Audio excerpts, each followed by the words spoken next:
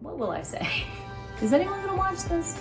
I am a screenwriter and I have written many Christmas movies. This week, I'm answering all your questions about Christmas movies. There is a surprising answer to this. Will I say that? Yes, that's right. I am a Christmas movie screenwriter. I write those movies. And a lot of people are like, have I seen the stuff you've done? I'm like, do you have an aunt? I'm not emotional about this. So this week I'll be making a holiday butter board and answering all your juicy questions. How much do you get paid as a screenwriter? I shouldn't have done this. Why are Christmas movies so white? Okay, I'll say it. Fine.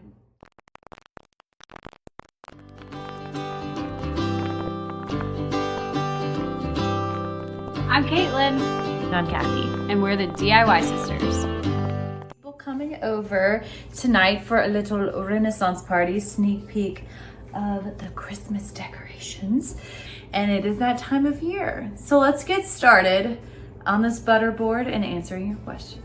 First things first, let's let our butter sit out. Second thing second, we're gonna pan fry a shallot and caramelize an onion. So let's start with all right, first question. How many movies do you have? I have 5 movies, Christmas movies that you can watch. A Christmas in Tennessee, The Christmas Contract, Radio Christmas, The Road Home for Christmas, and The Christmas Aunt. How old were you when you sold your first movie? I was 25 when I sold my first Christmas movie, which was exciting. I am now 30.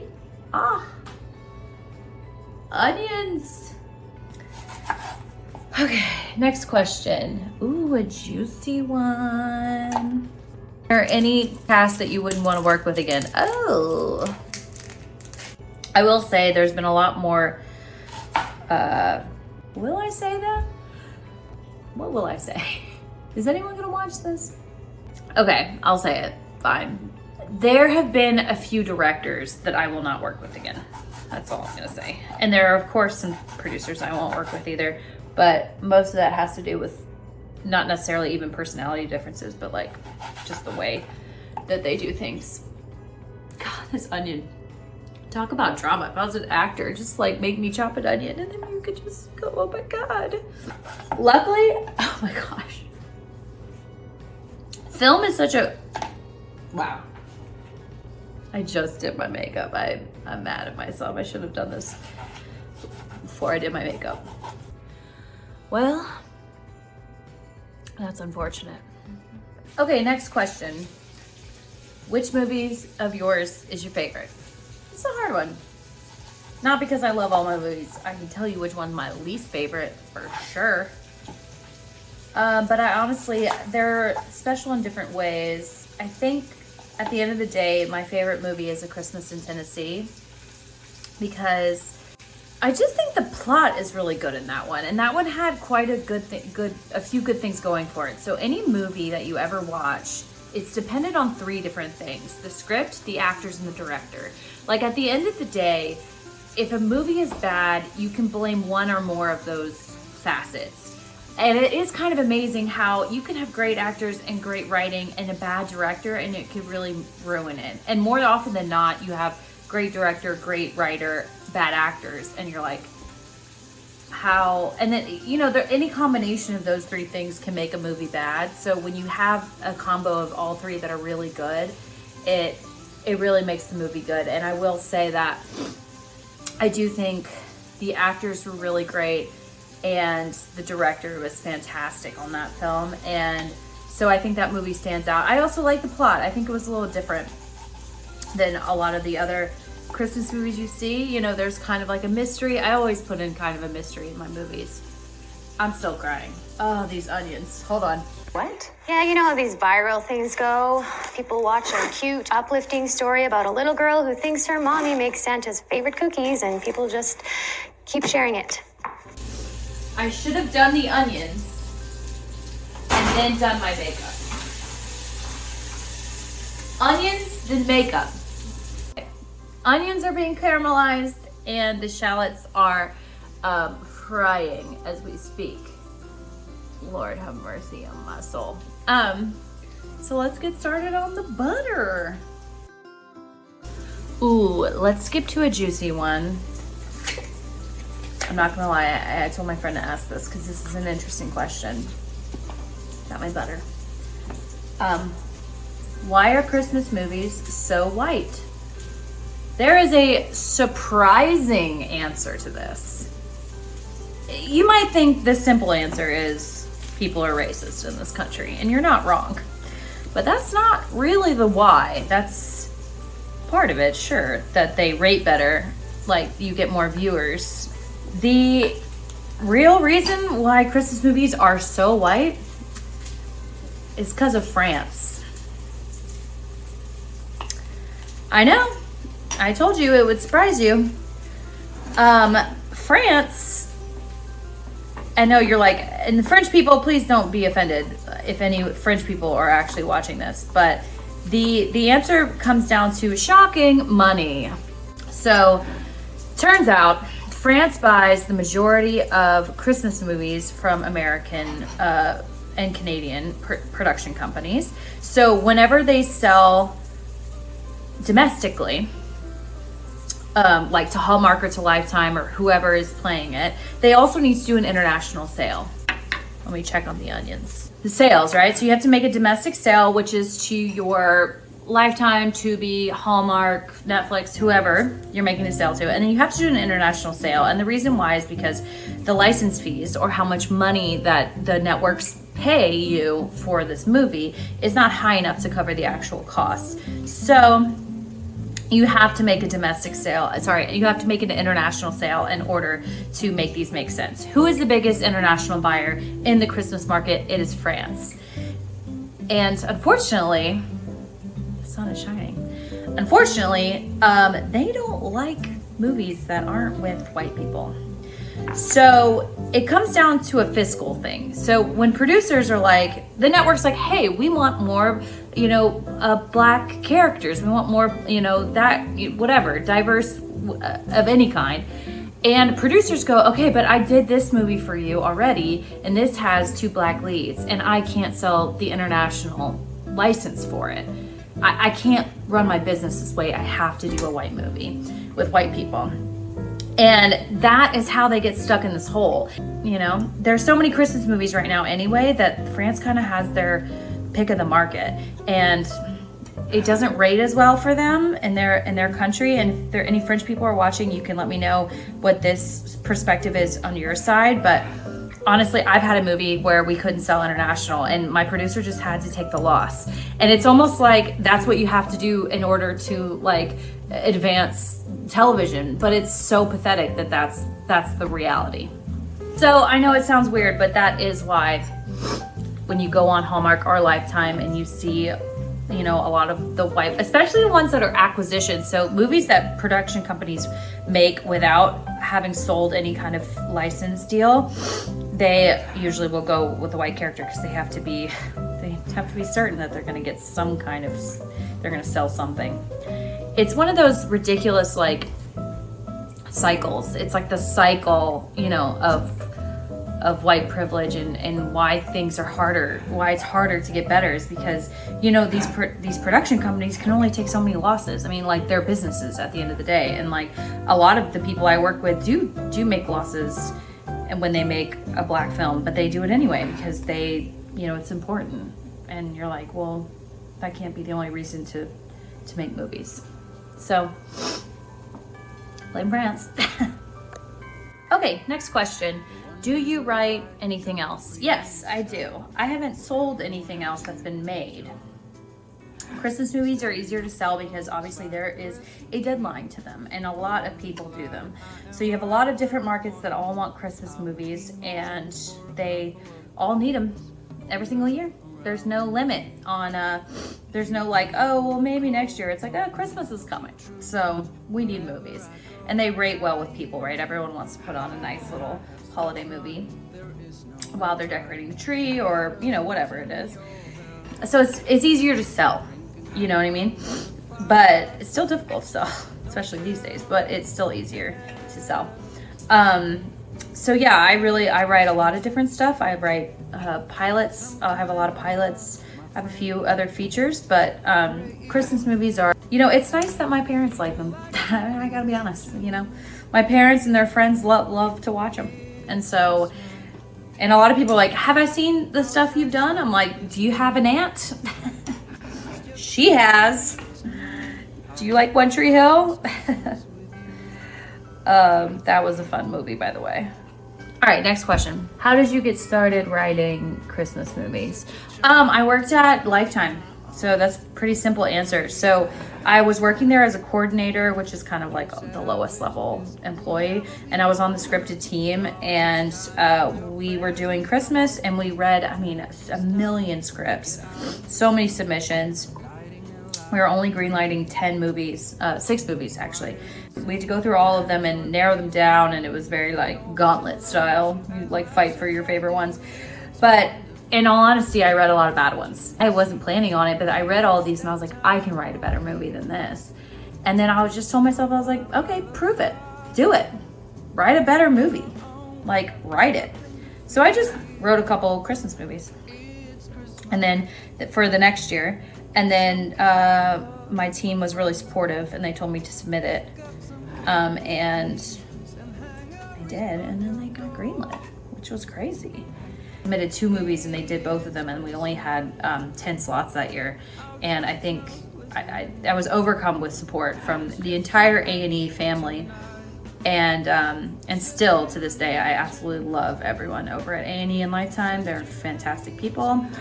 And I only left because I wanted to travel and be a screenwriter, so otherwise I would have happily worked there for a long time. Honestly, I really like that company.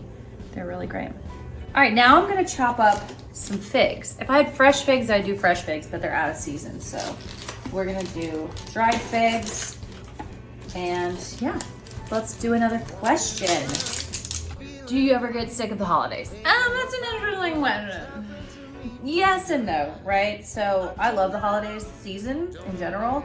Do I get tired of writing Christmas movies? Yeah. So I kind of took a gap for a while. I was writing a lot. And yeah, I just kind of needed a break, and so I did. But I wrote another Christmas movie recently that I'm really excited about that I have submitted. Hopefully it gets greenlit. We'll see how it goes. But yeah, I did take a break for a while because I just wanted to focus on other things and kind of needed a break from that.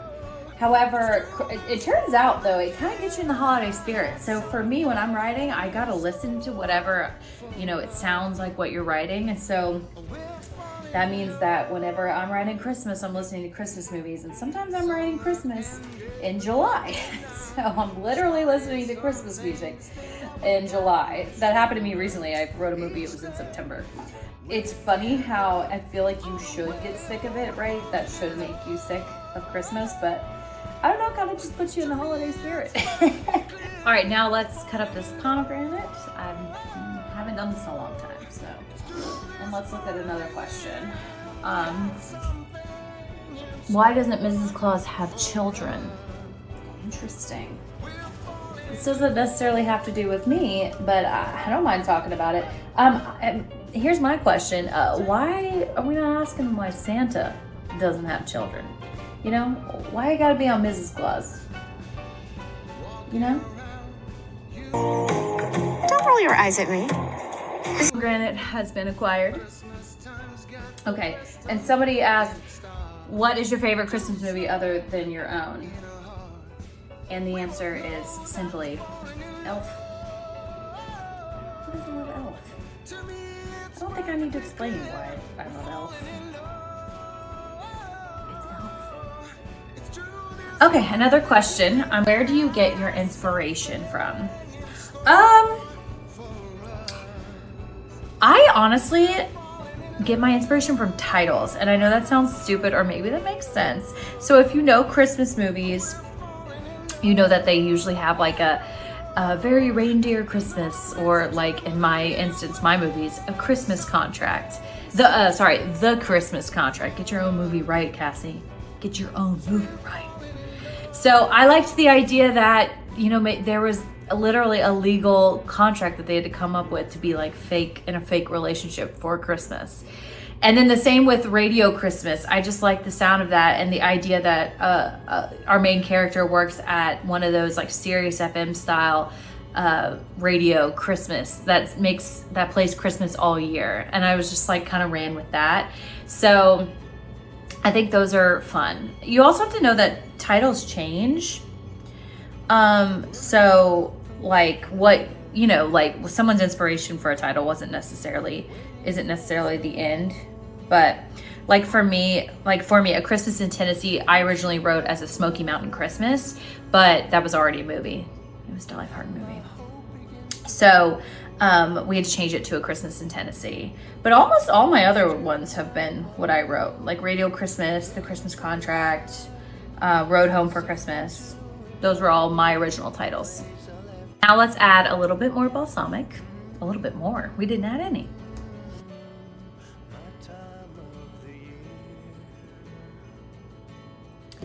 Okay, I need some greenery now. I don't have any parsley. That would be kind of perfect.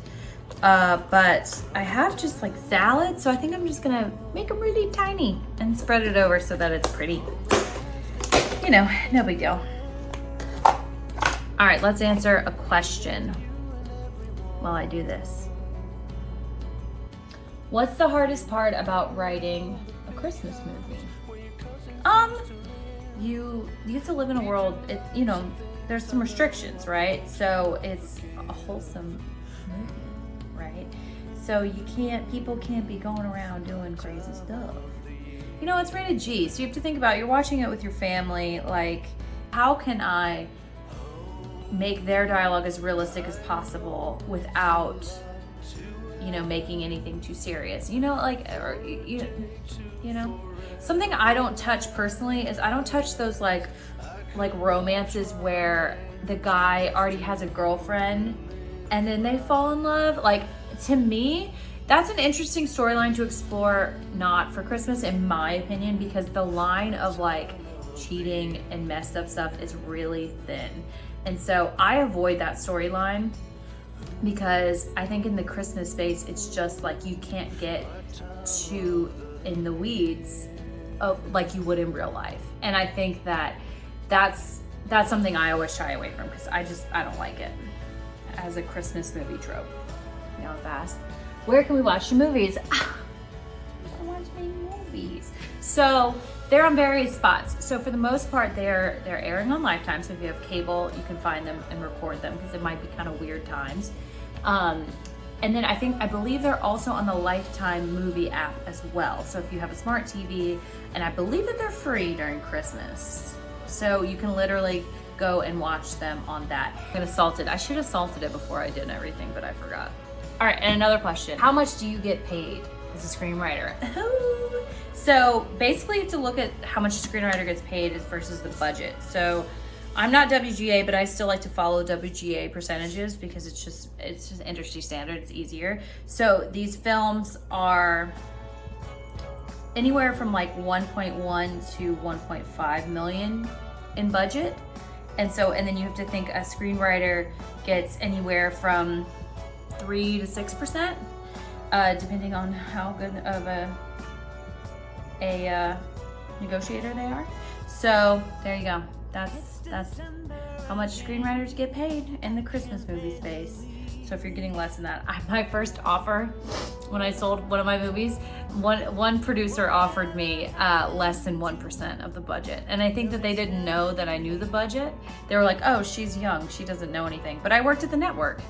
So I was like, I literally do all the paperwork for this. Like, I know all the budgets. Like, I know exactly what you guys get. Like, this is an insulting offer. I don't work with that producer anymore. But it's okay, he's retired now. But yeah, it is kind of funny how they'll try to lowball you, and you just have to be strong and know your worth It helps when you already have one under your pocket. Like, I was pretty strategic about everything. Like I submitted to the networks, and the networks greenlit it, and then they assigned it to a producer. So I knew that I was gonna have negotiation power there, because it was saying like, I'm not okay with that low percentage. And then I'm like, what are you gonna do? Like, you don't want to take the movie? Like, we'll do a different producer. Like, you know what I mean? So that was sort of my strategy behind it. And now, as I've had so many under my belt, the strategy is like, I've done this a million times. They know me, I know me. Like, this is my fee. You know what I mean? But at the time when you're first starting out, you often don't have that kind of power. And you often don't have those kind of connections. So it can be difficult. But luckily, because I worked at the network, I was, and I had the foresight to be like, I know that I have more negotiation power if I get it greenlit with the network first before it's assigned to any producer. And then once the producer's attached, they can't really lowball me. Mama gets what she wants. That's creepy. All right, I'll never do that again, I promise. Okay, the butterboard is done. She cute, I think. This has been fun. If you have any other questions for me as a Christmas movie screenwriter, please comment below and let me know if you've seen any movies that you liked. If you've seen one of my movies, it's okay if you don't like it. That's just kind of fun, because they're good times, you know? And if you really want to know, okay, if you haven't seen any of my movies and you want to say, well, what do I watch first? I will say that A Christmas in Tennessee is probably one of my favorites. It's got some drama. So if you're looking for 3 generations of women and a little bit of Santa and a little bit of drama, watch that one. If you're into the cast of One Tree Hill, there's a lot of them in The Christmas Contract. Hillary Burton stars. It's the classic like fake relationship trope, and their chemistry is amazing. It's set in my hometown and filmed in my hometown, and that one's really fun. Road Home for Christmas, if you love music, especially Christmas music, it's got that classic like road trip style, and lots of things go wrong. That one also has some drama. That's a good one. That one's got a lot of heart. And then if you like a good mystery, go for Radio Christmas. Then don't watch The Christmas Aunt. Just don't do it. I haven't even watched it. I watched one cut of it and gave notes, and then I was done. Never watched it again. So don't watch it. It's not good. It's fine. That was like a COVID, it was a whole thing. So Don't forget to like and subscribe and stick around, because every Wednesday we've got new videos and we got lots more Christmas content coming for you. I just want to show that. Gone pecan. It was gone pecan.